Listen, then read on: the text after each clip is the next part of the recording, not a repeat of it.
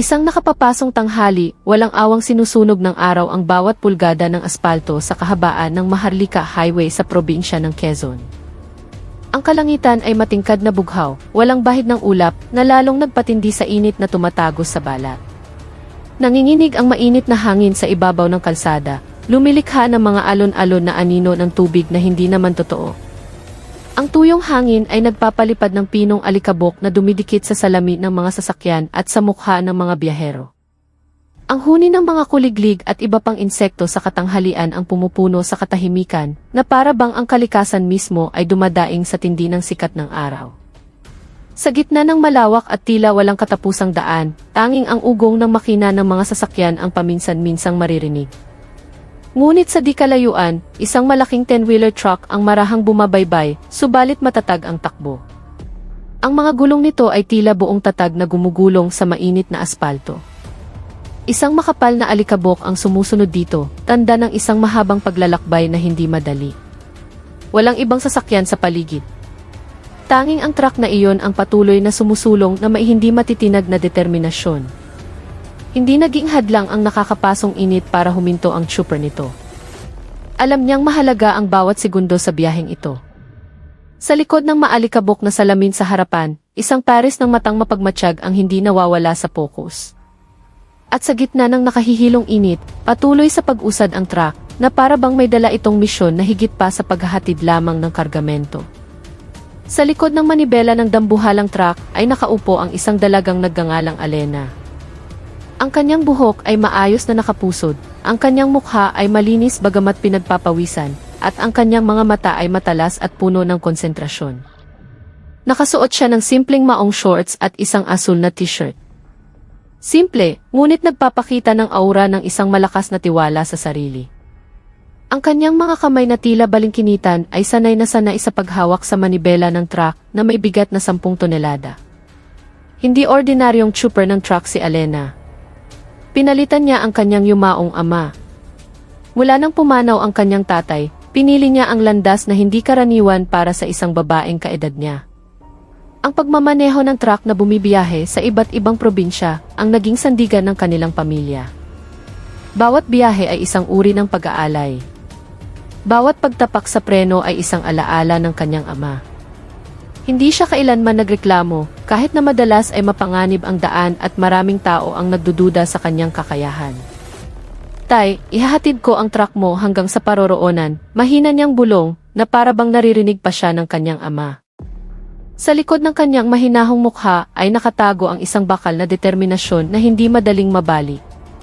Ang kanyang paningin ay hindi kailanman nagbabago, kahit na ang pagod ay nagsisimula ng gumapang sa kanyang mga buto. Alam niyang ang mundong ito ay hindi laging patas. Ngunit naniniwala siyang kayang baguhin ng katatagan ng puso ang lahat.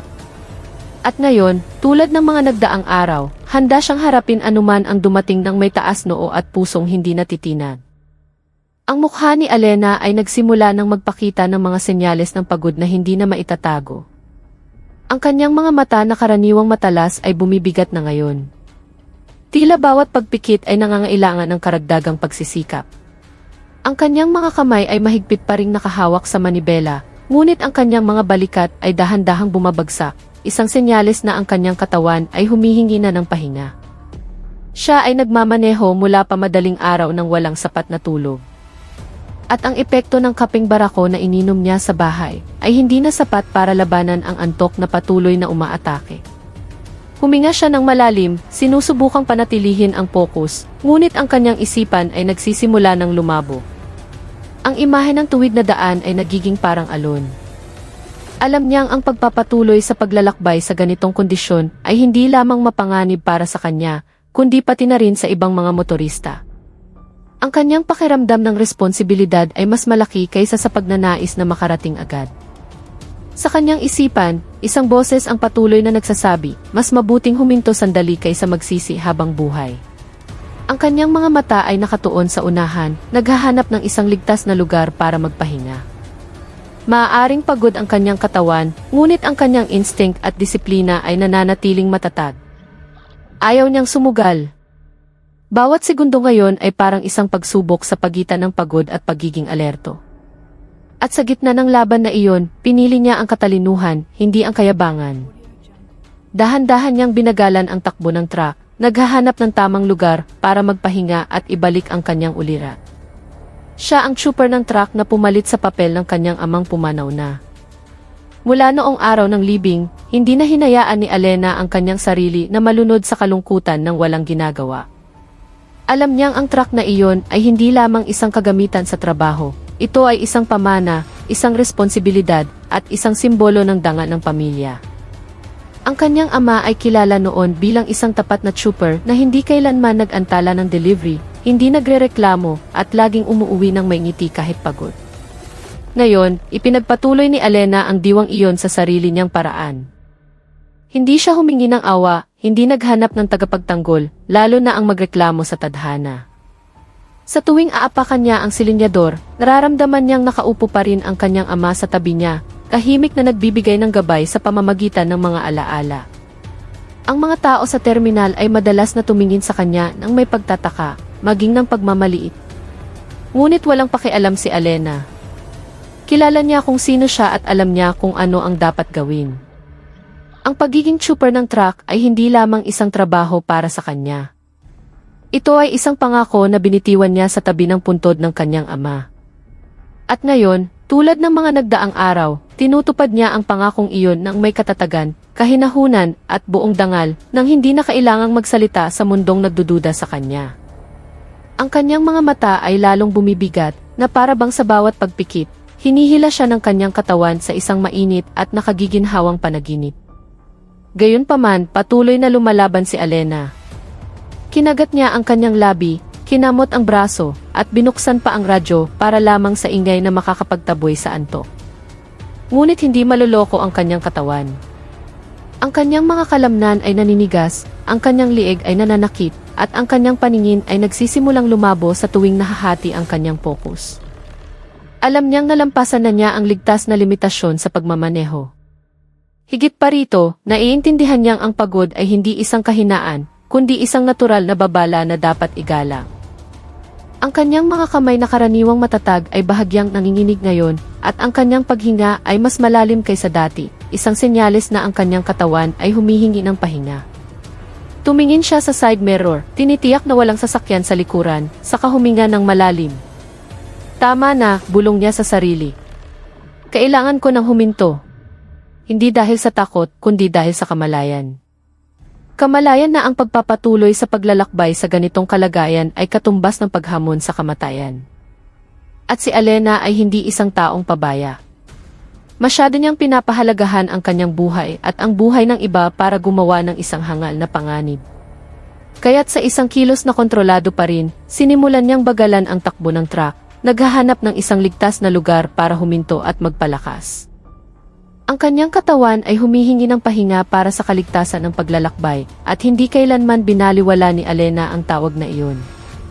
Mula nang una niyang imaneho ang truck ng kanyang ama, palagi niyang binibigyang diin ang isang prinsipyo, kaligtasan higit sa lahat.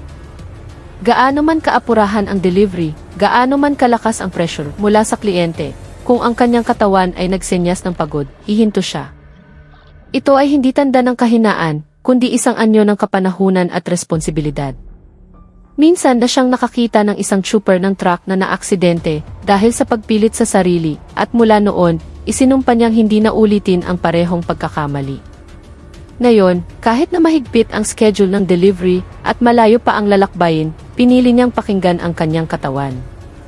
Dahan-dahan, sinuyod ng kanyang mga mata ang gilid ng kalsada, naghahanap ng lugar na sapat na ligtas. Hindi masyadong liblib, ngunit hindi rin masyadong matao. Ayaw niyang magdulot ng hinala, lalo na ang mag-imbita ng gulo. Ngunit ang pinakamahalaga, ang lugar na iyon ay dapat magbigay sa kanya ng pagkakataong tunay na makapagpahinga, kahit na 10 minuto lang.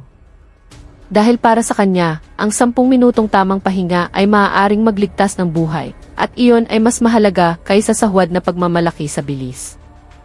Sa isang mahinahong puso, nagpasya siyang oras na para huminto. Nakakita siya ng isang simpleng karinderya sa gilid ng daan at nagpa siyang huminto. Ang gusali ay gawa sa kahoy at asul na trapal na kumupas na dahil sa panahon na may bubong na yero na kumikinang sa sikat ng araw. Ilang mga lumang mesang kahoy ang nakalagay sa ilalim ng bukas na tolda, napapaligiran ng mga bangkong luma, ngunit matibay pa rin. Sa isang maalikabok na salaming estante, maayos na nakahanay ang mga bote ng soft drinks, at ang manipis na usok mula sa likurang kusina ay nagpapahiwatig na bukas pa ang kainan. Ang lugar ay mukhang ordinaryo, halos sira-sira. Ngunit dahil sa pagiging simple nito, naramdaman ni Alena na ligtas siya. Walang kahina-hinalang kumpulan, walang mga mamahaling sasakyan na nakaparada. Tanging mga maliliit na truck at delivery motorcycle ang paminsan-minsang humihinto. Iniliko niya ang truck pa kanan, binagalan ang takbo, at ipinarada ito sa tapat mismo ng karinderya nang may katumpakan na nagpapakita ng maraming taon ng karanasan. Umalimbukay ang alikabok nang huminto ang mga gulong sa tuyong lupa.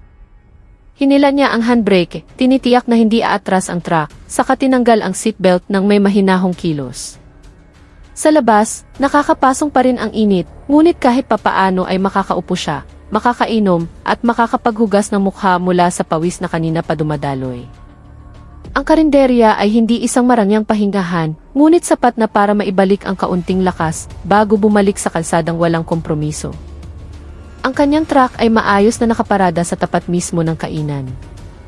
Ang mga gulong sa harap ay perpektong nakahanay sa gilid ng lupa, at ang likuran ng truck ay hindi nakaharang sa daanan ng ibang mga customer. Laging tinitiyak ni Alena na ang kanyang pagparada ay hindi makakaabala kaninuman. Isang maliit na ugali na itinuro ng kanyang ama mula pa noon. Kung nakakaabala tayo, kamumuhian tayo, ganoon ang bilin niya. Ngayon, kahit wala na ang kanyang ama, pinapanatili pa rin ni Alena ang bawat detalye, kasama na ang paraan ng kanyang pagparada. Bumaba siya mula sa kabina nang may mahinahong kilos, ngunit mapagmatsyag, tinitiyak na nakakandado ang pinto ng truck bago tuluyang lumayo. Sinuyod ng kanyang mga mata ang paligid. Dalawang trooper ng truck ang nakaupo sa isang sulok, umiinom ng kape habang nag-uusap ng mahina. Isang nagtitinda ng kanin baboy ang nagpapaypay sa sarili gamit ang dahon ng saging, at isang payat na aso ang natutulog sa ilalim ng mesa, walang pakialam sa nakakapasong init. Ang kapaligiran ay payapa, halos komportable, tulad ng isang maliit na daungan sa gitna ng malawak at magulong karagatan ng highway. Huminga ng maluwag si Alena, naramdaman ang kaunting kapayapaan na pumalit sa bigat na kanina pa dumadagan sa kanyang dibdib. Naglakad siya ng dahan-dahan patungo sa isang bakanting mesa, handa nang umorder ng isang basong kapeng barako, at marahil kaunting turon. Ngunit bago pa man siya makaupo, isang bagay sa di kalayuan ang nakakuha ng kanyang pansin. Ang tunog ng isang motor na masyadong maingay, masyadong mabilis, at masyadong puno ng masamang intensyon. Bumaba si Alena nang may mahinahong kilos, ngunit mapagmatsyag. Ang kanyang mga paa ay tumapak sa tuyo at mainit na lupa. Dumikit ang alikabok sa kanyang simpleng botas na matibay. Hindi siya nagmamadali, hindi rin nag-aalinlangan. Bawat hakbang niya ay puno ng kamalayan. Tila sanay na ang kanyang katawan na basahin ang panganib bago pa man ito tuluyang lumitaw. Sinuyod niyang muli ng tingin ang paligid, hindi dahil sa takot, kundi dahil sanay siya. Mula nang una siyang magmaneho ng truck sa mga kalsadang hindi laging palakaibigan, natutunan niyang ang pagiging mapagmatsyag ang pinakamahusay na kalasag. Ang kanyang kamay ay malapit pa rin sa bulsa ng kanyang pantalon kung saan nakatago ang isang maliit na balisong, hindi para manakit, kundi para protektahan ang sarili. Naglakad siya patungo sa isang bakanting mesa sa harap ng karinderya. Ang kanyang katawan ay tuwid, ang kanyang mga balikat ay hindi kuba kahit pagod. Ang kanyang buhok na maayos na nakapusod ay hindi magulo. Ang kanyang asul na t-shirt ay maayos pa rin kahit pinagpapawisan. Sa kanyang mga mata, walang bakas ng pagkabalisa, tanging isang mahinahong kahandaan. Alam niyang ang kanyang hitsura ay maaaring maging dahilan para maliitin siya ng iba. Isang dalaga, nakamaong shorts, mag-isa sa gitna ng daan. Ngunit walang pakialam si Alena. Hindi siya naririto para patunayan ang isang bagay sa mga estranghero. Kailangan niya lang magpahinga. Gayunpaman, ang kanyang kutob ay nagsimula ng tumibok ng marahan. Mayroong isang bagay na hindi pangkaraniwan. Nagbago ang ihip ng hangin, huminto sandali ang huni ng mga insekto, at ang kanyang puso ay tumibok ng bahagyang mas mabilis. Huminto siya sandali, lumingon sa direksyon ng kalsada, at doon nagmula ang tunog na iyon. Hindi pa man nakakaupo, isang malakas na tunog ng tambutsong binutas ng isang motorsiklo ang narinig mula sa di kalayuan. Ang makina ay paulit-ulit na binobomba, sinasadyang umungol na parang isang mabangis na hayop na gustong manakot. Umalimbukay ang alikabok sa likuran ng motor, tanda ng isang hindi normal na bilis, masyadong mabilis para sa isang daang probinsyal na dapat sana itahimik. Mula sa liko ng kalsada, lumitaw ang isang lumang motorsiklo na matingkad na pula, sakay ang dalawang malalaking lalaki. Ang kanilang mga itim na leather jacket ay nakabukas, ipinapakita ang mga braso na maskulado at puno ng tatoo, ahas na nakapulupot, bungo, at mga salitang hindi maintindihan. Tinanggal nila ang kanilang helmet bago pa man makarating.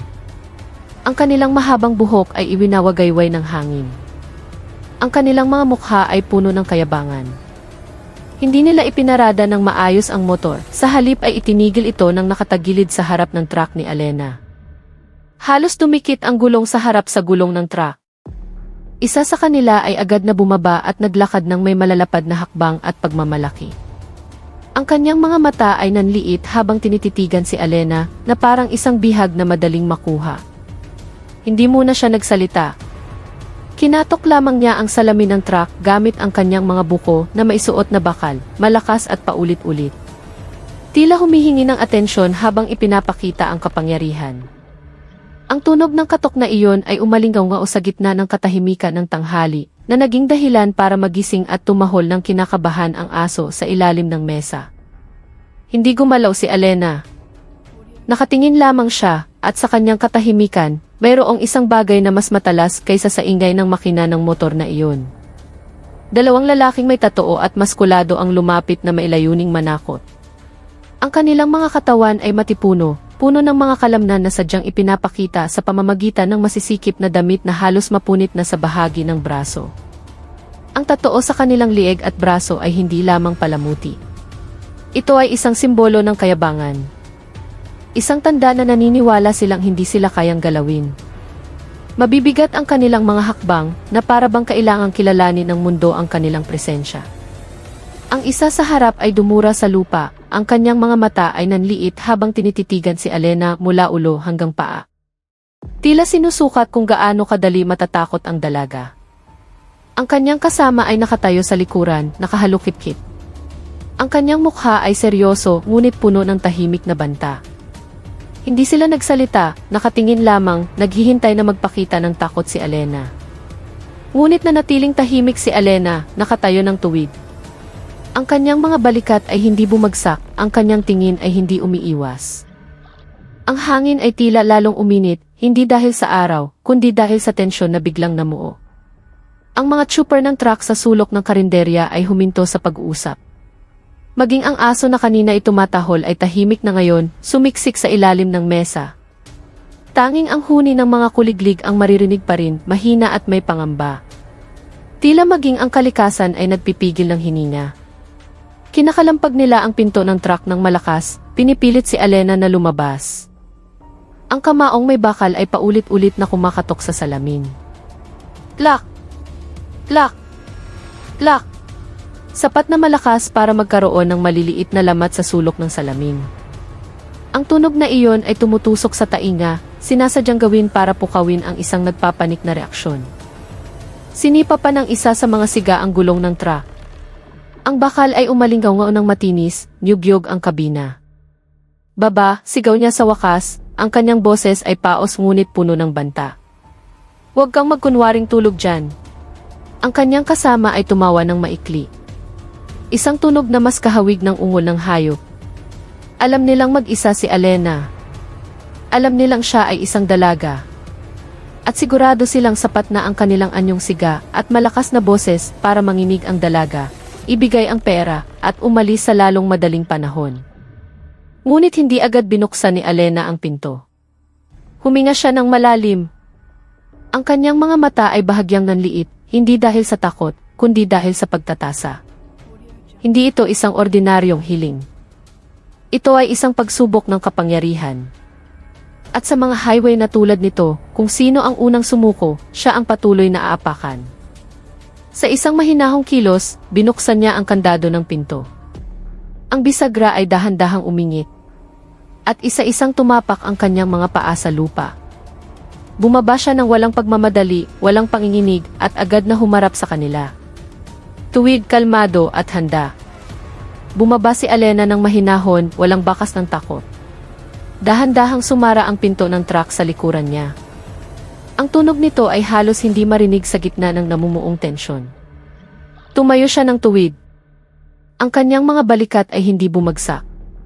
Kahit pagod ang kanyang katawan, ang kanyang mga mata ay nanatiling nakatingin ng diretso, hindi mapanukso, ngunit hindi rin umiiwas. Hinaplos ng hangin ang kanyang buhok na nakapusot.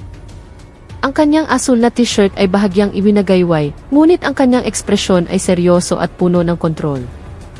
Nagkatinginan ang dalawang siga, bahagyang nagulat. Inaasahan nilang makikita ang isang maputlang mukha, nanginginig na mga kamay, o isang boses na nanginginig sa pagmamakaawa. Ngunit ang nakatayo sa harap nila ay isang dalagang kalmado. Masyadong kalmado para sa isang biktima. Isa sa mga siga ay umismid at humakbang pasulong hanggang sa isang braso na lang ang layo. Ang kanyang hininga ay amoy sigarilyo at pawis. Ang kanyang mga mata ay nanliit, puno ng pang-aasa. Akala mo ba libre ang parking dito, ineng, ungol niya. Ang kanyang boses ay sinadyang maging magaspang. Dito may patakaran at hindi ka pa nagbabayad. Tinitigan niya si Alena mula ulo hanggang paa, na para bang naghihintay ng reaksyon, pag-iyak, pagmamakaawa, o kahit man lang kahiyan. Ngunit nanatiling tahimik si Alena. Tanging ang kanyang dibdib ang marahang tumataas at bumababa, tanda na sinusukat niya ang sitwasyon, hindi sumusuko dito. Bilis! 50 pesos, teritoryo namin to. Sigaw niya, ang kanyang boses ay umalinggaw sa mga pader ng tahimik na karinderya. Ang kanyang kasama ay tumawa ng maikli at idinagdag, kung ayaw mong magbayad, baka mawala yung truck mo. Sa ganitong katanghalian, sino ba ang tutulong sa'yo? Ang banta ay sinamahan ng isang malupit na ngiti, ngunit hindi na tinag si Alena. Alam niyang hindi ito isang opisyal na bayarin. Walang petugas, walang parking sign, lalo na ang resibo. Ito ay isang simpleng pangingikil. Isang lumang paraan na madalas gamitin ng mga siga sa mga liblib na kalsada. Ngunit hindi nagalit si Alena. Dahan-dahan niyang kinuha mula sa bulsa ng kanyang pantalon ang isang maliit at luma ng pitaka. Mula roon, kumuha siya ng isang papel na 50 pesos at iniabot ito ng may mahinahong kilos. Heto para sa parking, sabi niya ng mahina ngunit malinaw. Ang kanyang boses ay matatag, ngunit hindi mapanukso. Karaniwan, ganyan lang naman sa mga ganitong lugar. Ang kanyang mga mata ay nanatiling nakatingin ng diretsyo, na para bang siya ay nasa isang ordinaryong transaksyon, hindi nakikipagharap sa mga sigang handang manakot. At dahil sa kanyang kahinahunan, ang mukha ng dalawang siga ay nagbago mula sa pagiging mayabang tungo sa galit dahil pakiramdam nila ay minamaliit sila ng isang dalagang naglakas loob na magsalita ng lohika sa gitna ng banta. Inilabas ni Alena ang 50 pesos ng may magalang na kilos. Ang pera ay medyo luma na, ngunit magagamit pa rin, resulta ng pagtitipid na sinanay niya mula nang mamatay ang kanyang ama. Inabot niya ito nang nakabukas ang palad. Ang kanyang kilos ay kalmado. Halos parang nagbibigay ng limos. Walang kaba, walang nanginginig na boses. Tanging isang mahinahong tiwala sa sarili. Tila naniniwala siyang ang 50 pesos ay isang makatarungang halaga para sa pagparada sa isang tahimik na karinderya sa gilid ng daan. Ang kanyang mga mata ay hindi yumuko, hindi rin kumurap ng labis. Tumingin siya ng diretsyo sa sigang nakatayo sa harap niya. Tila hinahamon silang mag-isip ng lohikal, kahit alam niyang hindi nila ito gagawin. Dahan-dahang hinaplos ng hangin ang dulo ng kanyang asul na t-shirt, ngunit ang kanyang tindig ay nanatiling matatag. Sa karinderya, napigil ng mga trooper ng truck ang kanilang hininga. Alam nilang ang pagbibigay ng masyadong maliit na halaga sa mga sigang tulad nito ay katumbas ng pagsisindi ng apoy. Ngunit walang pakialam si Alena. Hindi siya magbibigay ng higit dahil lamang sa takot. Ang kanyang prinsipyo ay simple, magbayad ng tama, hindi labis, hindi kulang. At ngayon, ang 50 pesos ay isang makatwirang halaga. Kahit na ang mundo sa paligid niya ay umaasang yuyuko siya sa takot, ang pera ay ibinato sa kanyang mukha ng siga ng may pang-aasa. Ang magaspang na kamay ay tinanggap sandali ang pera. Pagkatapos, sa isang mabilis at galit na kilos, ibinato ito pabalik ng siga. Ang manipis na papel ay tumama sa pisngi ni Alena nang may mahinang tunog ngunit tumusok sa kanyang dangal. "Gago ka ba?" sigaw niya. Ang kanyang boses ay sumabog na parang paputok. 50 lang binibigay mo. Tingin mo sakin pulubi. Ang kanyang kasama ay agad na tumawa ng malakas. Tila nakakita ng pinakanakakatawang biro sa buong buhay niya. Nagbago ang mukha ng dalawa. Mula sa pagiging mayabang ay naging galit, mula sa pagiging mapagmataas ay naging magaspang. Pakiramdam nila ay minamaliit sila, minamaliit ng isang dalagang naglakas loob na tumawad sa harap nila. Isa sa kanila ay humakbang pasulong. Ang kanyang kamay ay magaspang na umabot patungo sa maliit na bag na nakasabit sa balikat ni Alena. "Bilis, ibigay mo lahat ng dala mo." Pitaka, cellphone, lahat, ungol niya. Ang kanyang mga ngipin ay naggangalit sa galit. Lumipad ang alikabok sa paligid ng kanilang mga paa. Tila huminto ang ihip ng hangin at ang buong karinderya ay nagyelo. Ngunit hindi hinila ni Alena ang kanyang bag. Tumingin lamang siya. At sa kanyang tingin, hindi takot ang lumitaw, kundi isang bagay na mas nakakatakot para sa sinumang nakakakilala sa panganib. Ang katahimikan bago ang bagyo. Inutusan nila si Alena na ibigay ang lahat ng laman ng kanyang bag. Ang boses ay matalas, puno ng banta, sinamahan ng isang magaspang na kilos ng kamay na halos tumama sa kanyang mukha. Itinulak pa ng isa sa mga siga ang kanyang balikat. Hindi sapat na malakas para matumba, ngunit sapat para ipakita kung sino ang may kapangyarihan sa lugar na iyon. "Huwag ka nang magpahirap, Ineng. Ibigay mo na lang lahat para mabilis," sigaw niya. Ang kanyang mga mata ay nag-aalab na parang isang gutom na hayop. Ang kanyang kasama ay nakatayo sa tabi, handang agawin ang bag sa sandaling magpakita si Alena ng kaunting pag-aatubili. Sigurado silang sapat na ang isang maliit na tulak at malakas na boses para sumuko ang dalaga, tulad ng mga nauna nilang biktima. Ngunit nanatiling tahimik si Alena. Hindi siya umatras, hindi yumuko, lalo na't hindi nanginginig. Ang kanyang kamay na may hawak sa bag ay hindi gumalaw, ngunit ang kanyang mga kalamnan ay handa na. Bahagyang nanliit ang kanyang mga mata, hindi dahil sa takot, kundi dahil sa focus. Alam niyang hindi na ito tungkol sa pera o bag, ito ay tungkol sa dangal, prinsipyo, at isang hangganan na hindi dapat labagin. At ang hangganan na iyon ay kalalampas lang. Nanatiling kalmado si Alena kahit na nahaharap sa pisikal na banta. Ang kanyang paghinga ay nanatiling malalim at kontrolado. Ang kanyang puso ay hindi kumakabog ng mabilis. Sanay na siyang harapin ang pressure mula pa noon. Hindi lamang siya tinuruan ng kanyang ama na magmaneho ng truck, kundi pati na rin nabasahin ang kilos ng kalaban. Kung maraming salita ang kalaban, ibig sabihin hindi siya sigurado, iyon ang payo niya. At ngayon, nakikita ito mismo ni Alena. Ang dalawang sigang ito ay nananakot dahil hindi sila tunay na maglakas loob na unang umatake. Ngunit nang tuluyang agawin ng magaspang na kamay ang kanyang bag ng sapilitan, may nagbago.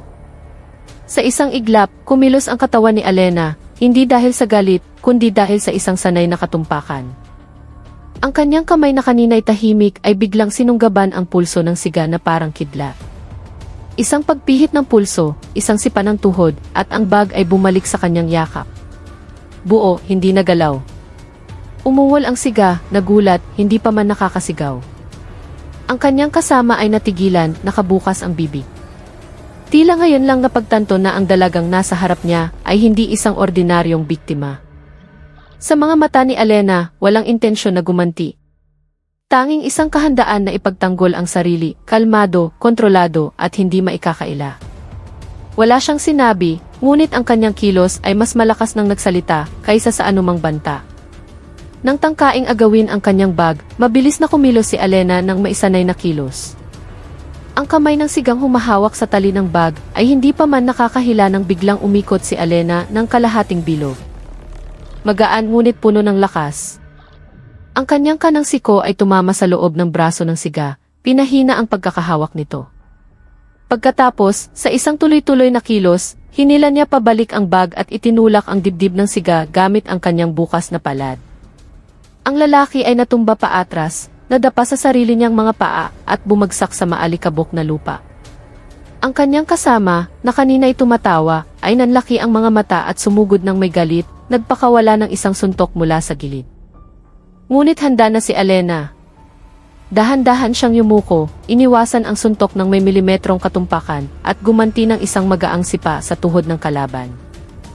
Umungol ang pangalawang siga, hindi dahil sa malubhang pinsala, kundi dahil sa kahihiyan. Inatake siya ng isang dalaga at hindi niya nagawang gumanti. Sa loob ng ilang segundo, pareho silang natumba. Ang kanilang hininga ay humahabol, ang kanilang mukha ay nagbago mula sa pagiging mayabang tungo sa pagkalito.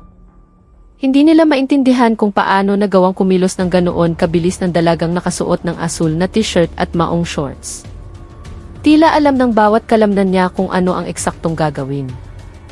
Sa isang iglap, parehong bugbog sarado ang dalawang siga at bumagsak. Walang malakas na tunog ng suntok o dramatikong sigaw. Tanging mabilis, epektibo at walang labis na karahasan na kilos. Hindi sinipa ni Alena ang mukha, hindi binali ang buto, lalo na't hindi ng asar. Pinilayan niya lamang ang banta sa paraang sapat para hindi na sila maglakas loob na lumapit pa. Ang una ay sinubukang tumayo, ngunit nanginginig ang kanyang mga kamay. Ang kanyang mukha ay namumula sa kahihiyan. Ang pangalawa ay nakaupo sa lupa, hawak ang kanyang masakit na tuhod. Ang kanyang mga mata ay puno ng pagtataka at takot. Dumikit ang alikabok sa kanilang mga mukha. Ang kanilang mga damit ay gusot at ang kanilang aura ng kayabangan ay gumuho na parang isang marupok na pader. Nakatayo si Alena sa gitna ng daan, ang bag ay nasa kanyang balikat pa rin. Ang kanyang paghinga ay halos hindi nagbago. Hindi siya humabol, hindi nagbanta, lalo na't hindi sumigaw ng tagumpay. Nakatayo lamang siya ng kalmado, buo at hindi nagalaw. At sa gitna ng bigla ang katahimikan na bumalot sa karinderya, isang bagay ang naging malinaw sa sinumang nakakita, ang dalagang iyon ay hindi isang biktima. Siya ay isang bagyo na dumating ng tahimik. Ang ingay ng sagupaan ay nakakuha ng atensyon ng iba pang mga trooper ng truck na nagpapahinga. Dati, sila ay tahimik na nakaupo sa sulok ng karinderya, humihigop ng kapeng barako habang nag-uusap ng mahina tungkol sa presyo ng diesel at ruta ng delivery. Ngunit nang marinig ang tunog ng pagbagsak ng katawan at ungol ng sakit, lahat ng ulo ay sabay-sabay na lumingon. Nanlaki ang kanilang mga mata, ang mga tasa ng kape ay huminto sa ere, at napigil ang kanilang hininga. Nakita nila ang dalawang siga na matagal nang kilalang mabangis at hindi matatalo sa rutang ito, nakahandusay sa lupa, tinitiis ang sakit. Habang isang dalaga ang nakatayo sa gitna ng daan ng may kalmadong tindig na para bang walang nangyari. Isa sa mga matandang trooper ay hindi na malayang nahulog ang kanyang sigarilyo. Alam nilang lahat kung sino ang grupong iyon. Ang grupo Scorpion na madalas mangikil sa mga trooper, manira ng truck, at minsan pang nanaksak ng isang trooper na tumangging magbayad. Ngunit ngayon, baligtad ang lahat, at ang lumaban ay hindi isang lalaking maskulado o isang senior na trooper, kundi isang dalaga na hindi pa man nakakaupo sa karinderya. Lumabas sila mula sa karinderya at nagulat nang makita ang mga sigang nakahandusay sa sakit. Nag-aalangan ang kanilang mga hakbang. Ang ilan ay mapagmatsyag pa rin. Baka ito ay isang patibong o baka darating ang mas malaking grupo ng mga siga. Ngunit nang makita si Alena na nakatayong mag-isa, kalmado at walang galos, dahan-dahan silang lumapit. Isa sa mga trooper, isang nasa katanghaliang gulang na lalaki na may mukhang puno ng kulubot at maskuladong braso, ay lumapit ng maihalong paghanga, pag-aalala, at hindi makapaniwalang ekspresyon. "Miss, ayos ka lang?" tanong niya ng mahina, nanginginig ang kanyang boses. Tumango lamang si Alena at bahagyang umiti. Isang ngiti na hindi mayabang, ngunit puno ng kumpiyansa. "Ayos lang po ako, Manong," sagot niya ng mahinahon. Sa likuran niya, nagsimulang gumapang paalis ang dalawang siga. Ang kanilang mga mukha ay maputla, hindi dahil sa sugat, kundi dahil sa kahihiyan at takot. Hindi na sila naglakas loob na lumingon pa.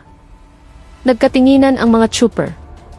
Pagkatapos, isa sa kanila ay bumulong, sila. Sila ang grupo Scorpion. Hindi pa sila natatalo dati. Ngunit ngayon, natalo sila ng isang dalagang nais lamang magpahinga sandali sa ilalim ng nakakapasong araw. Binalaan ng mga trooper si Alena tungkol sa panganib ng grupo ng mga siga na iyon. Isa sa kanila, isang lalaking may makapal na balbas at lumang tatoo sa braso, ay dahan-dahang hinila si Alena sa gilid. Ang kanyang boses ay pabulong ngunit puno ng pagkaapurahan. "Miss, umalis ka na rito agad. Hindi sila ordinaryong siga. Sila ang kinatatakutang grupo sa buong hilagang ruta. May koneksyon sila, may armas, at hindi nag-aatubiling magpatahimik ng tao." Ang kanyang mga mata ay tumingin kay Alena ng maihalong paghanga at pagkabalisa. Ang iba ay tumango-tango. Ang kanilang mga mukha ay tensyonado. "Miss, siguradong babalik yon. At sa pagkakataong ito, hindi lang silang dalawa. Magdadala sila ng grupo, motor, tubo, kahit itak. Mas mabuti pang umalis ka na ngayon bago dumilim." Ang mga boses na iyon ay nagmula sa iba't ibang direksyon, tapat at puno ng babala. Hindi para manakot kundi para protektahan. Alam nilang nanalo lang si Alena, ngunit ang maliit na tagumpay sa tanghaling iyon ay maaaring maging isang malaking sakuna pagsapit ng takip silim. Sa mga kalsadang tulad nito, hindi sapat ang tapang lamang. Minsan, ang nakakaligtas ay hindi ang pinakamalakas, kundi ang pinakamarunong kung kailan dapat umalis. Umiti lamang si Alena at ipinaliwanag na kailangan niya lang magpahinga dahil sa pagod. Ang kanyang ngiti ay kalmado, walang bakas ng kayabangan o takot. "Hindi po ako naghahanap ng gulo, Manong," sabi niya ng mahina. Ang kanyang mga mata ay nakatingin ng diretso sa highway na maalikabok at mainit pa rin. "Masyado lang po akong inaantok. Kung ipagpapatuloy ko ang biyahe sa ganitong kalagayan, baka ako ang maaksidente at makasagasa pa ng iba." Nagsalita siya ng may boses na matatag ngunit mapagkumbaba, na para bang ipinapaliwanag niya ang pinakaluihikal na bagay sa mundo. Natahimik ang mga trooper. Napagtanto nilang hindi pa dalos-dalos si Alena.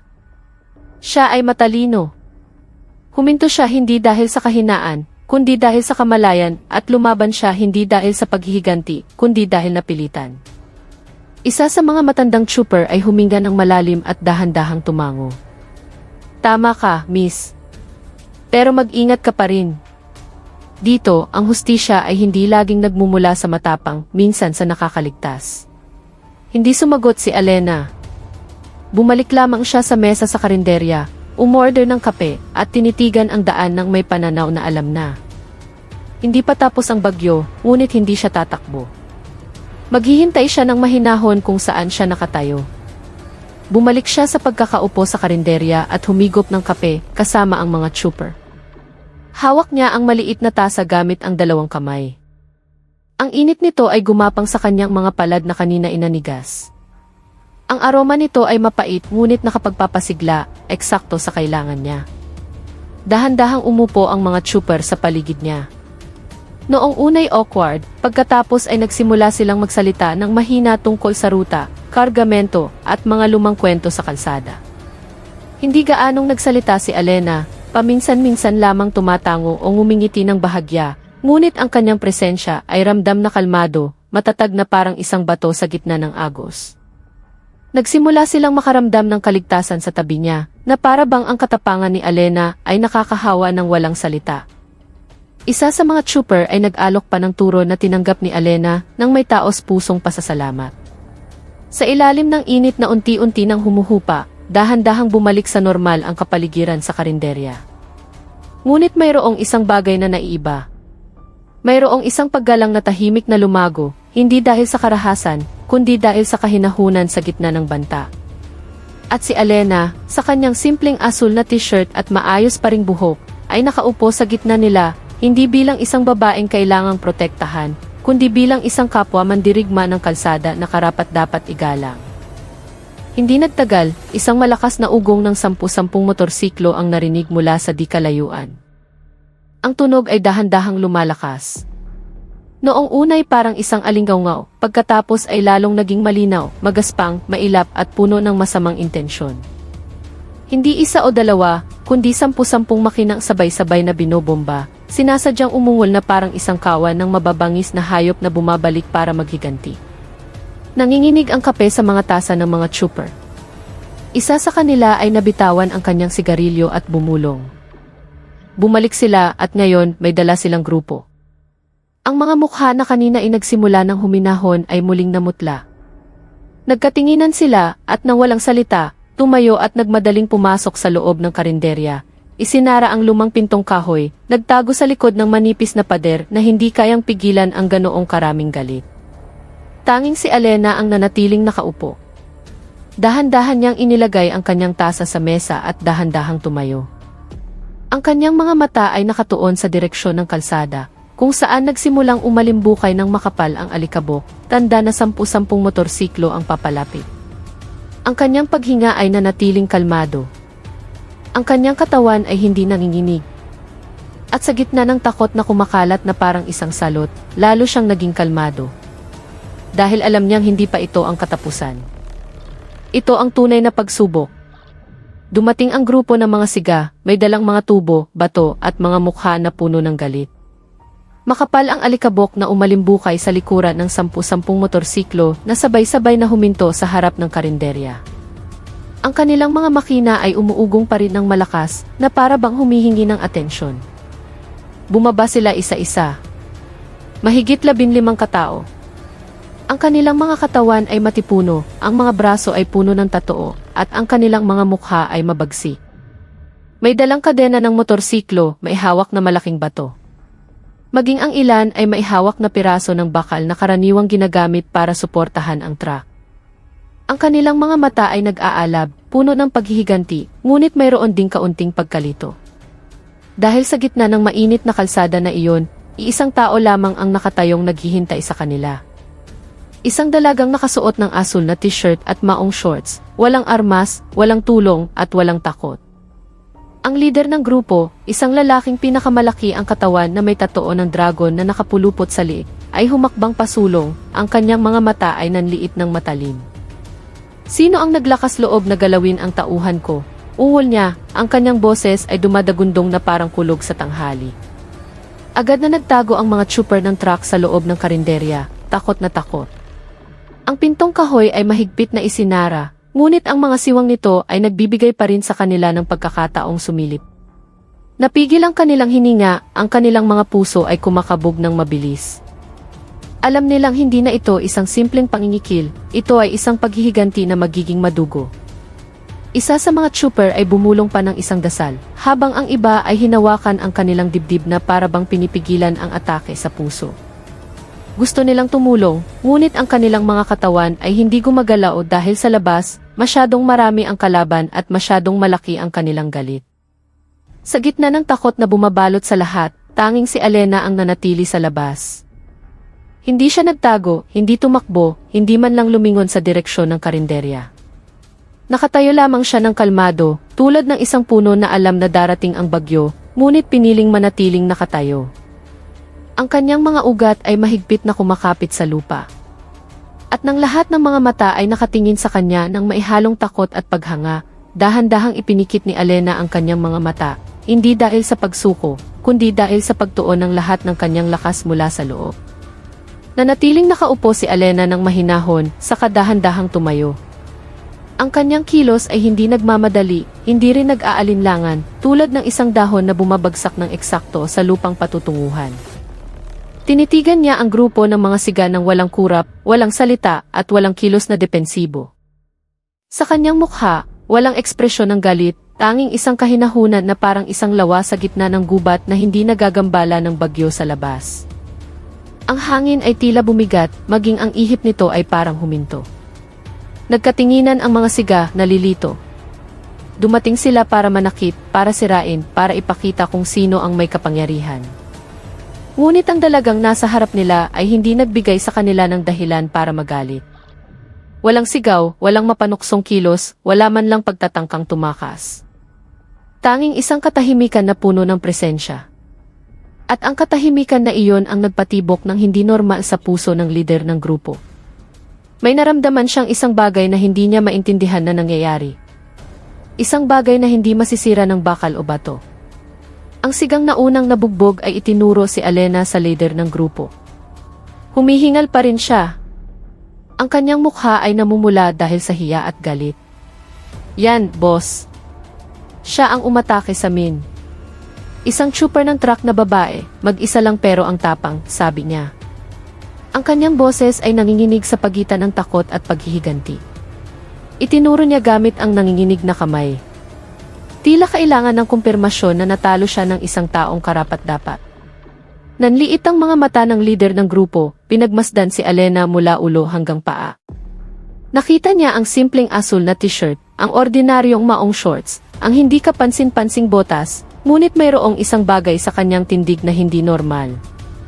Masyadong kalmado ang dalaga, masyadong tahimik, masyadong may tiwala sa sarili para sa isang taong dapat sana itumakbo na sa takot. Ikaw ang naglakas loob na galawin ang tauhan ko, tanong niya. Sinubukan niyang gawing mabagsik ang kanyang boses, ngunit may kaunting pag-aalinlangan sa dulo ng kanyang pangungusap. Hindi sumagot si Alena. Tumingin lamang siya. At sa tingin na iyon, naramdaman ng boss ang isang bagay na bihirang maramdaman niya. Pag-aalinlangan kung gusto niya ba talagang atakihin ang taong ito. Naging awkward ang pakiramdam ng leader ng grupo sa hindi pangkaraniwang kahinahunan ni Alena. Sanay na siyang harapin ang mga biktimang nanginginig, umiiyak o sinusubukang tumakas. Ngunit si Alena, nakatayo siyang parang isang buhay na estatwa, kalmado, buo, na para bang may alam siyang isang bagay na hindi alam ng sinuman doon. Ang kanyang mga mata ay hindi umiiwas, ang kanyang hininga ay hindi humihingal, at ang kanyang mga paa ay hindi umatras kahit isang hakbang. Naggalit ang mga ngipin ng leader ng grupo, sinusubukang itago ang hindi komportableng pakiramdam na gumagapang sa kanyang dibdib. Tinitigan niya ang kanyang mga tauhan, pagkatapos ay bumalik kay Alena, naghahanap ng senyales ng kahinaan, senyales ng pag-aalinlangan, senyales na nagkukunwari lang na malakas ang dalagang ito. Ngunit wala siyang nakita. Ang naramdaman niya ay isang panloob na udyok na umatras, isang bagay na banyaga sa kanya. Pinunasan niya ang pawis sa kanyang liig, sinusubukang kumbinsihin ang sarili na ito ay isang psikolohikal na panlilinlang lamang, ngunit sumisigaw ang kanyang kutob, huwag mo siyang galawin. Gayunpaman, sa harap ng kanyang mga tauhan, hindi niya maipapakita ang pag-aalinlangan. Kaya't pinili niyang magsalita, dahil ang katahimikan ni Alena ay masyadong nakakatakot. Inutusan niya si Alena na humingi ng tawad, ngunit diretso lamang itong nakatingin. Bilis, humingi ka ng tawad, babae, kung hindi, magsisisi ka habang buhay, sigaw niya, pilit na ginawang malakas ang kanyang boses para maging kapanipaniwala. Ang kanyang kamay ay matalim na nakaturo, ang kanyang dibdib ay nakaumbok, ngunit ang kanyang mga mata ay hindi ganap na kalmado. Hindi kumurak si Alena, hindi tumango, hindi umiling, lalo na't hindi nagsalita. Tanging ang kanyang mga mata ang nakatingin, matalas, malinaw at puno ng kumpiyansa. Sa gitna ng 10 sigang handang umatake, iisang tao lamang ang tunay na kalmado. Siya! At ang kahinahunan na iyon ay kumalat na parang isang alon na naging dahilan para magbulungan ang ilang mga siga sa likuran, nagtatanong sa kanilang sarili kung gusto ba talaga nilang sumali sa laban na ito. Nagsimulang makaramdam ng hindi komportable ang leader ng grupo. Itinaas niya ang kadena sa kanyang kamay, umaasang ang tunog ng kumakalansing na bakal ay babasag sa nakakabinging katahimikan. Ngunit hindi kumilos si Alena. Tumingin lamang siya, at sa kanyang tingin, mayroong isang tahimik na babala na mas nakakatakot kaysa sa anumang sigaw. Umupo si Alena ng nakadikwatro sa maalikabok na lupa, ipinikit ang kanyang mga mata. Ang kanyang kilos ay mabagal, puno ng kamalayan. Tila alam ng bawat pulgada ng kanyang katawan kung ano ang eksaktong gagawin. Wala siyang pakialam sa 10 pares ng matang nakatingin sa kanya nang may pagtataka. Wala siyang pakialam sa ingay ng mga motor na umaandar pa rin o sa mga bakal at bato na handa ng ihagis. Nakatuon lamang siya sa kanyang hininga. Papasok, palabas, malalim, kalmado. Dumikit ang alikabok sa kanyang maong shorts, ngunit hindi niya ito pinunasan. Ang lupa sa ilalim niya ay tuyo at mainit, ngunit umupo siyang parabang nasa pinakapayapang lugar sa mundo. Ang kanyang dalawang palad ay nakapatong sa kanyang hita. Ang mga daliri ay nakabukas. Ang kanyang katawan ay tuwid ngunit relax. Walang anumang ekspresyon sa kanyang mukha. Hindi galit, hindi takot, lalo na't hindi mapanukso. Tanging isang malalim na konsentrasyon. Tila sumisisid siya sa kanyang sarili, naghahanap ng isang bagay na matagal na niyang itinatago. Nagsimulang magkatinginan ang mga siga, nalilito. Isa sa kanila ay bumulong, anong ginagawa niyan? Nagkibit balikat ang isa pa, parang sinasapian. Ang kanyang mga kamay ay dahan-dahang umikot, tila nagpapagalaw ng enerhiya mula sa lupa. Ang kilos na iyon ay pino, halos hindi nakikita, tulad ng hangin na humahaplos sa mga dahon. Ngunit bawat pag-ikot ng kanyang pulso ay may sariling ritmo. Tila sumusunod sa tibok ng lupa na hindi naririnig ng ordinaryong tainga. Ang kanyang paghinga ay lalong lumalim, ang kanyang dibdib ay marahang tumataas at bumababa, at ang kanyang mukha ay lalong huminahon. Tila wala na ang mundo sa paligid niya. Hindi siya nagdarasal, hindi bumibigkas ng malakas na orasyon, nakatuon lamang ang lahat ng kanyang kamalayan sa isang punto, ang balanse sa pagitan ng katawan, hininga at lupa sa ilalim niya. Itinuro ito ng kanyang ama noon, hindi bilang isang sandata, kundi bilang isang anyo ng paggalang sa buhay. Isang kaalaman na dapat lamang gamitin kapag nilabag na ang huling hangganan. At ngayon, nilabag na ang hangganan na iyon. Ang alikabok sa paligid niya ay nagsimulang gumalaw ng dahan-dahan, hindi dahil sa hangin, kundi dahil sa isang pinong panginginig na nagmumula sa kanyang katawan.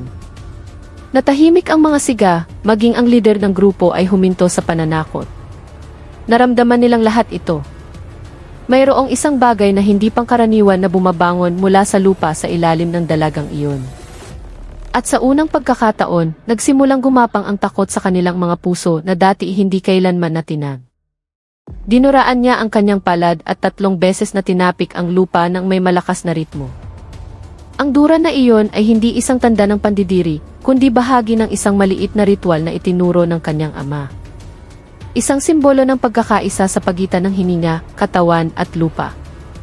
Ang kanyang palad ay tumama sa tuyong lupa sa unang tapik, malalim at mailayunin. Dahan-dahang lumipad ang alikabok at bumagsak muli.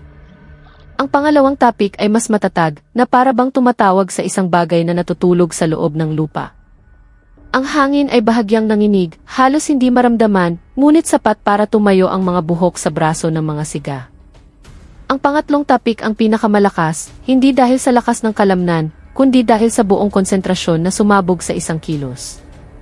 Ang lupa sa ilalim ng kanyang palad ay nanginig, na parang isang tugon mula sa lupa na kumikilala sa kanyang Panginoon. Nanatiling nakadekwatro si Alena, kalmado ang kanyang hininga. Ngunit sa paligid niya, nagsimulang umikot ng dahan-dahan ang hangin, bumubuo ng isang maliit na ipu-ipo na mararamdaman pa lamang, hindi pa nakikita. Pinagtawanan ng mga siga ang kanyang kilos, inakala siyang baliw. Isa sa kanila ay tumawa ng malakas. Ang kanyang boses ay panandali ang bumasag sa tensyon. Ano ba yan, parang tanga? Dumudura, tumatapik sa lupa. Akala niya matatakot tayo, pang-aasar niya habang tinatapik ang balikat ng kanyang kasama. Ang iba ay sumali sa tawanan, sinusubukang kumbinsihin ang kanilang sarili na ito ay isang murang palabas lamang. Umisi ang lider ng grupo, itinaas ng mataas ang kanyang kadena. Sa tingin mo, matatakot kami sa mga kakaibang kilos na yan? Ha! Kahit bata hindi maniniwala dyan. Humakbang siya pasulong at sumigaw sa kanyang mga tauhan, palibutan siya, huwag siyang bigyan ng daan para makatakas. Mabilis na bumuo ng isang perpektong bilog ang 16 na siga sa paligid ni Alena, dikit-dikit, nagbabanta, handang umatake mula sa lahat ng direksyon. Inakala nilang ito na ang katapusan ng palabas ng dalaga. Ngunit hindi nila alam, ang ikatlong tapik na iyon ay hindi isang senyales ng pagsisimula, kundi isang senyales ng pagpapakawala. At eksakto nang magsara ang bilog, ang hangin na kanina ay dahan-dahang umiikot ay biglang naging isang hindi nakikitang hagupit na nagmula sa lupa mismo. Bumuo sila ng isang bilog sa paligid ni Alena, handang umatake. Ang mga matipunong katawan ay nakatayo ng dikit-dikit, ang mga balikat ay magkadikit, at ang kanilang mga mata ay matalim na nakatingin sa dalagang nakaupo pa rin sa gitna ng bilog. Ang ilan ay nagtaas ng tubo, ang iba ay maihawak na bato, handang ihagi sa sandaling ibigay ang senyales.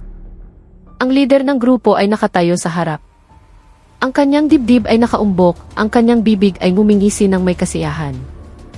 Sigurado siyang sa loob ng ilang segundo, sisigaw, iiyak, o kahit man lang magmamakaawa ang dalaga. Ngayon, anong gagawin mo, babae? Makikipag-away sa hangin, pang-aasar niya. Ang kanyang boses ay puno ng huwad na tagumpay. Isang maliit na tawa ang sumabog sa gitna ng mga siga. Ang kanilang tiwala sa sarili ay muling bumalik. Pakiramdam nila ay natrap nila ang isang biktimang masyadong may tiwala sa sarili. Ngunit sa gitna ng bilog na iyon, nanatiling kalmado si Alena. Ang kanyang mga mata ay nakapikit pa rin, ang kanyang hininga ay hindi nagbago, at ang kanyang mga kamay na kanina itumapik sa lupa ay bumalik na sa kanyang hita, handa, tahimik at buo. Nang tumama ang ikatlong tapik sa lupa, biglang lumitaw ang isang malakas na hangin. Hindi isang ordinaryong hangin na nagmula sa kalangitan, kundi isang malakas na hagupit na sumabog mula sa loob ng lupa, eksakto sa ilalim ni Alena. Tila ang lupa mismo ang bumangon para ipagtanggol ang tama. Ang hangin ay malakas na nanginig, ang alikabok ay sumabog sa lahat ng direksyon. At sa isang iglap, 16 na siga ang tumilapon, na para bang ang kanilang mga katawan ay hindi mas mabigat kaysa sa mga tuyong dahon. Tumalsik sila paatras. Ang kanilang mga katawan ay lumutang sandali bago bumagsak ng walang ayos sa lupa. May bumagsak sa motor, may gumulong sa kanal. Ang iba ay nabagsakan ng kanilang mga kasama. Ang mga tubo at bato ay tumilapon sa malayo. Ang kadena ay kumalansing ng walang ritmo. Ang tunog ng pagbagsak ng katawan at ungol ng sakit ay pumalit sa tawanan na kanina ay umalingaw-ngaw. Walang pagsabog, walang kislap ng liwanag. Tanging isang hindi nakikitang ngunit tunay na hangin na nagmula sa isang hindi inaasahang lugar. Sa gitna ng kaguluhan na iyon, dahan-dahang iminulat ni Alena ang kanyang mga mata. Ang kanyang tingin ay matalas, kalmado at puno ng kontrol. Hindi pa siya tumatayo, ngunit ang buong sitwasyon ay nagbago na. At sa pagkakataong ito, hindi lamang takot ang lumitaw, kundi isang paniniwala na ang kanilang kinakaharap ay hindi isang ordinaryong tao, kundi isang tagapagbantay ng kalsada na pinahintulutan ng lupa na tumayo.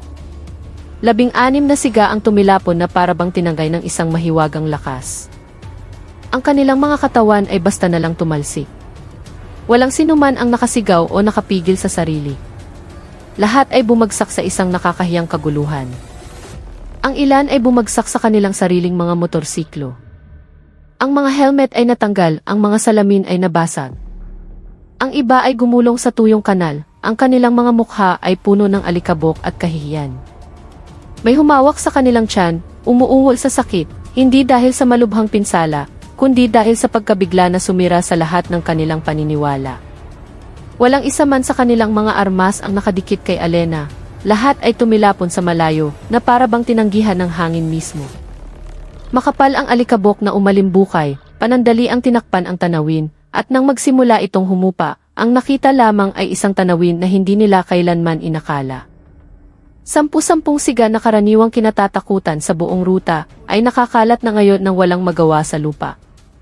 Tinatawag ang pangalan ng isa't isa ng may nanginginig na boses. At sa gitna nila, nanatiling nakaupo ng kalmado si Alena, buo, na parabang walang nangyari. Iminulat ni Alena ang kanyang mga mata. Ang kanyang tingin ay matalas, puno ng kumpiyansa. Dahan-dahan siyang tumayo, hindi nang mabilis o mapanuksong kilos, kundi nang may kagandahang loob na nagmula sa isang tagumpay na hindi na kailangang patunayan. Sinuyod niya ng tingin isa-isa. Ang mga mukha na ngayon ay maputla, puno ng pagkalito at takot. Walang tagumpay sa kanyang mukha, walang pang-aasa.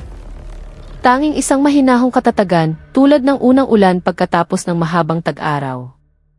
Tumayo siya ng tuwid sa gitna ng maalikabok na kalsada. Ang kanyang asul na t-shirt ay maayos pa rin, ang kanyang buhok ay hindi magulo. Tila sinadyang protektahan siya ng hangin mula sa dumi ng mundo. Huminga siya ng malalim pagkatapos ay nagsalita. Ang kanyang boses ay mababa, ngunit malinaw na narinig sa gitna ng biglaang katahimikan na bumalot sa lugar. Nandito lang ako para magpahinga, sabi niya ng mahina, ngunit bawat salita ay parang isang martilyo na bumabagsak sa bato. Nagtratrabaho ako bilang chopper ng truck mula umaga hanggang umaga. Kayo, basta-basta na lang kayong humihingi ng pera sa aming mga chopper ng truck. Huminto siya sandali, nakatingin ng diretsyo sa leader ng grupo na nakaupo pa rin sa lupa. Ngayon, sino ang gustong sumugod? Walang gumalaw, maging ang hangin ay parang nagpipigil ng hininga. Inihayag ni Alena na gusto niya lamang magpahinga, hindi naghahanap ng gulo. Ang kanyang boses ay nanatiling kalmado, hindi tumataas, hindi nanginginig. Ngunit bawat salita niya ay tumutusok ng mas malalim kaysa sa isang kutsilyo. Nakatayo siya sa gitna ng daan, hindi bilang isang mayabang na nagwagi, kundi bilang isang pagod na manggagawa na humihingi lamang ng kanyang karapatan, kaunting kapayapaan sa isang mainit na tanghali. Wala akong problema sa kahit sino dito, pagpapatuloy niya, ang kanyang mga mata ay nakatingin ng diretso sa kumpol ng mga siga na nakaupo o nakahiga pa rin sa lupa. Pero kung guguluhin niyo ulit ako, hindi ako mananatiling tahimik na nakaupo tulad kanina. Walang magaspang na banta, walang sigaw, tanging isang matatag na pahayag na nagmula sa isang taong alam na alam ang hangganan sa pagitan ng pasensya at katarungan. Nagkatinginan ang mga siga. Ang kanilang mga mukha ay puno ng pag-aalinlangan. Gusto nilang magalit, bumangon, gumanti, ngunit tumanggi ang kanilang mga katawan. Hindi dahil sa sakit, kundi dahil sa isang bagay na mas malalim. Isang takot na nagmula sa kawalan ng kaalaman. Hindi nila maintindihan kung ano ang nangyari, at ang kawalan ng kaalaman na iyon ay mas mahigpit na nagtali sa kanilang mga paa kaysa sa isang lubid. Sinubukang bumangon ng lider ng grupo, ngunit muli siyang bumagsak nang itapak ni Alena ang kanyang paa sa lupa. Ang kanyang malaking katawan ay nanginig habang tinitiis ang sakit sa kanyang tuhod. Ngunit pinilit niyang tumayo. Ang kanyang dangal bilang boss ay nakataya. Nang may namumulang mukha sa galit at hiya, humakbang siya pasulong. Isang hakbang, dalawang hakbang. Pagkatapos, nang walang sinasabi, itinaas lamang ni Alena ang kanyang kanang paa at dahan-dahang itinapak ito sa lupa. Hindi malakas, ngunit sapat para magdulot ng isang pinong panginginig. At agad na nanghina ang mga paa ng lider ng grupo, lumuhod siya at muli siyang bumagsak. Sa pagkakataong ito, mas malakas at umalimbukay ang alikabok sa paligid niya. Sinubukan niyang bumangon muli, ngunit hindi sumunod ang kanyang katawan sa utos. Nanlaki ang kanyang mga mata, hindi dahil sa sakit, kundi dahil sa pagtataka at takot. Tiningnan niya si Alena na parang nakakita ng isang bagay na hindi kapanipaniwala. Isang dalaga na hindi siya hinawakan, ngunit nagawang patumbahin siya sa isang tapak lamang ng paa. Sa kanyang mga mata, nagsimulang gumuho ang kayabangan, pinalitan ng isang malalim na kawalan. At sa unang pagkakataon, hindi niya alam kung ano ang gagawin. Dahil ang kanyang lakas na dati niyang ipinagmamalaki ay tila isang ilusyon lamang ngayon sa harap ng isang tunay na kahinahunan. Lumabas mula sa kanilang pinagtataguan ang mga trooper ng truck at nagsigawan ng may paghanga. Dahan-dahang bumukas ang pinto ng karinderya. Pagkatapos, isa-isa silang lumabas, nag-aalangan noong una. Ngunit lalong bumilis ang kanilang mga hakbang habang lumalaki ang kanilang kumpiyansa. Ang mga mukha na kanina ay maputla ay nagliliwanag na ngayon. Nanlaki ang kanilang mga mata, puno ng hindi makapaniwalang paghanga. "Miss, ang galing mo," sigaw ng isa sa kanila. Ang kanyang boses ay basag dahil sa nakatagong emosyon. Tumango-tango ng mabilis ang iba. May pumalakpak, may nagpunas ng pawis sa noo habang tumatawa ng maluwag. Hindi lamang sila nakakita ng isang dalagang tumalo sa mga siga. Nakita nila ang katapangan na matagal na nilang itinatago na sa wakas ay nagkaroon ng anyo. Isa sa mga matandang trooper ay tinapik pa ang balikat ng kanyang kasama habang bumubulong, "Ito'y isang makasaysayang araw, tol." Unang beses na natapakan ang grupo Scorpion sa sarili nilang teritoryo. Isang maliit na tawa ang sumabog, ngunit sa likod nito ay mailuha. Luha ng mga taong matagal nang nabuhay sa takot at ngayon, sa unang pagkakataon, ay nakaramdam ng kalayaan. Tinawag nila ang kapangyarihan ni Alena bilang isang uri ng kipulso ng lupa, isang pamana mula sa mga ninuno. Isa sa mga trooper, isang nasa katanghaliang gulang na lalaki na may tattoo ng agila sa braso, ay lumapit ng may nanginginig na boses ngunit puno ng kumpiyansa. "Iyon sigurado ang pulso ng lupa. Narinig ko na iyan mula sa lolo ko." Isang kaalaman na hindi nakikita ng mata pero nararamdaman ng lupa, sabi niya ng mahina na para bang natatakot na guluhin ang kabanalan ng sandaling iyon. Tumango-tango ang iba.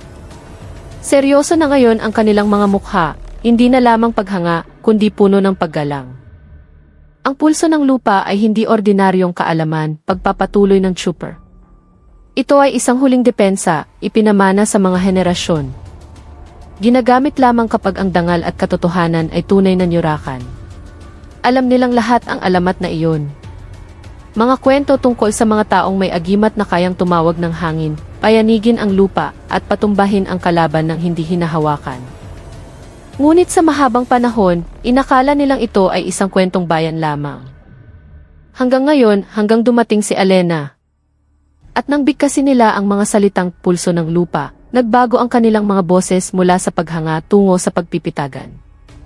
Maging ang hangin ay tila nagbago na para bang iginagalang ang pangalan na kababanggit lang. Ang mga siga na nakahiga pa rin ay narinig ang salitang iyon at ang kanilang mga mukha ay nagbago mula sa takot tungo sa isang mas malalim na pangamba. Dahil alam nilang ang paglaban sa ganoong kaalaman ay hindi lamang isang pagkatalo, kundi isang kasalanan. Nang marinig ang mga salitang pulso ng lupa, nanginig sa takot ang mga siga at humingi ng tawad kay Alena. Ang kanilang mga mukha na kanina'y puno ng galit ay namutla na ngayon. Ang kanilang mga mata ay yumuko, hindi na naglakas loob na tumingin pa kay Alena. Isa sa kanila, ang pinakabata, ay dahan-dahang gumapang sa maalikabok na lupa, nanginginig ang kanyang boses. "Miss, patawarin niyo po kami. Hindi po namin alam," sabi niya ng mahina. Sinundan siya ng iba na yumuko rin. Humihingi ng tawad, hindi dahil napilitan, kundi dahil tunay na nararamdaman nilang may nilabag silang isang bagay na sagrado. Alam nilang ang pulso ng lupa ay hindi isang basta-bastang kaalaman. Ito ay isang kaalaman na iniingatan ng mga taong tapat. Lumalabas lamang kapag ang katarungan ay tunay na bulag. At ngayon, hindi lamang sila natalo, hinamon nila ang isang bagay na mas mataas pa sa kanilang lakas. Ang lider ng grupo na kanina ay mayabang ay nakaupo na ngayon ng nakadekwatro sa lupa. Ang kanyang ulo ay malalim na nakayuko. Hindi siya nagsasalita, ngunit nanginginig ang kanyang katawan, hindi dahil sa sugat, kundi dahil sa hiya at pagsisisi na biglang dumating sa harap ni Alena. Hindi na sila ang kinatatakutang grupo ng mga siga, kundi mga ordinaryong tao na ngayon lang napagtanto kung gaano kaliit sila sa harap ng katotohanan. Tumawag sa pulis ang may-ari ng karinderya. Nanginginig pa rin ng bahagya ang kanyang mga kamay habang kinukuha ang lumang cellphone mula sa bulsa ng kanyang pantalon, ngunit matatag ang kanyang tono. "May grupo Scorpion dito. Hindi na sila makagalaw. Pumunta kayo agad bago sila makatakas o makahingi ng tulong." Hindi na niya kailangang magpaliwanag pa. Alam ng lahat sa lugar na iyon kung sino ang grupo Scorpion at kung gaano katagal na silang nakakatakas sa batas. Habang naghihintay, bumalik siya sa karinderya, nagtimpla ng bagong kape para kay Alena, at inilagay ito sa mesa ng may paggalang. Wala nang nagsalita. Ang mga trooper ng truck ay nakatayo ng magkakasama, binabantayan ang mga sigang nakaluhod sa lupa, hindi naglalakas loob na gumalaw. Bumalik si Alena sa pagkakaupo sa bangkong kahoy, kalmado tulad ng bago pa man mangyari ang lahat. Dahan-dahan niyang hinigop ang kanyang kape. Tila ang tanghaling ito ay isang ordinaryong araw lamang. Ngunit alam ng lahat na hindi ito isang ordinaryong araw.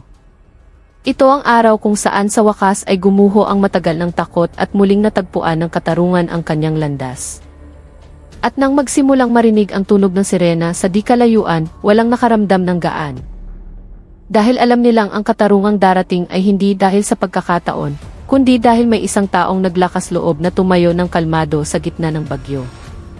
Hindi nagtagal, dumating ang isang grupo ng mga pulis, pinamumunuan ng isang hepe. Ang patrol car ay huminto ng may matinis na preno. Bumukas ang mga pinto at bumaba ang mga pulis ng mabilis ngunit kontroladong kilos. Sa harap nila ay naglalakad ang isang mataas na ranggong opisyal.